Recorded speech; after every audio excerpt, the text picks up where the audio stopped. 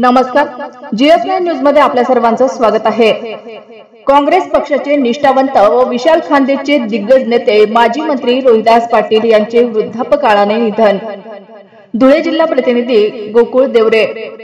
महाराष्ट्राच्या राजकीय पटलावर विशाल खानदेशचे नेते म्हणून ठसा उमटवणारे आणि अक्कलपाडा प्रकल्पाचे जनक म्हणून ज्यांचे नाव घेतले जाते ते माजी मंत्री दाजीसाहेब रोहिदास पाटील यांनी शुक्रवार दिनांक 27 सप्टेंबर रोजी सकाळी 11 वाजता वृद्धापकाळाने वयाच्या 84व्या वर्षी अखेरचा श्वास घेतला।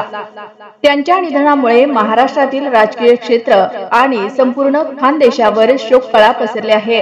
त्यांच्यावर शनिवार दिनांक 28 सप्टेंबर 2024 रोजी सकाळी 11 वाजता धुळे शहरातील देवपूर येथील SSVPS महाविद्यालयाच्या मैदानावर अंत्यसंस्कार करण्यात आले।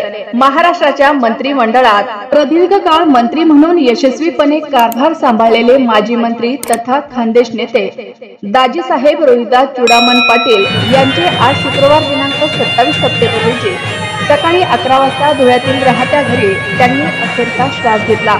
यावेळी त्यांच्याजवळ त्यांच्या धर्मपत्नी सौ लताताई रोहिदास पाटील, ज्येष्ठ सुपुत्र श्री विनय रोहिदास पाटील, आमदार कुणाल रोहिदास पाटील, जावई डॉक्टर चंद्रशेखर पाटील, मुलगी सौ स्मिता चंद्रशेखर पाटील, स्नुषा सौ रुची विनय पाटील, सौ अश्विनी कुणाल पाटील यांच्यासह त्यांचे नातवंडे व आप्तेष्ट निकटवर्तीय उपस्थित होते।